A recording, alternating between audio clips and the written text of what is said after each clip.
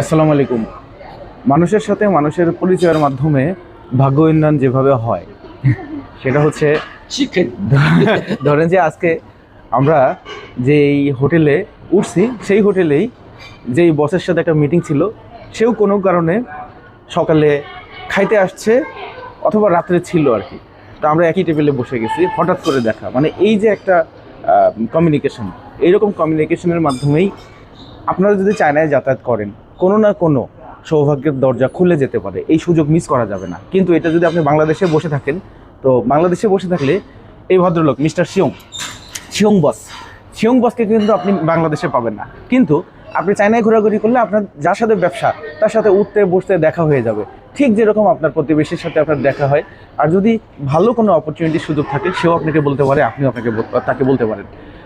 আপনার মনে করার কোনো কারণ নাই যে বাংলাদেশে কোনো সুযোগ নেই। সেও আপনার মতো লোক খুঁজতেছে বাংলাদেশে ব্যবসা করার জন্য, বাংলাদেশের মতো দেশে যেখানে 16 থেকে 18 কোটি ভোক্তা আছে। আবার আপনিও খুঁজতেছেন তার মতো লোক যে টেকনোলজি সাপোর্ট দেবে। এই দুইটা একত্রে করার নামই হচ্ছে কোঅপারেশন এবং বিজনেস। কথাগুলো মনে রাখবেন এবং প্রতিদিন রাত 9টার লাইভে জয়েন করবেন আরও অনেক তথ্য পেতে। ধন্যবাদ সবাইকে।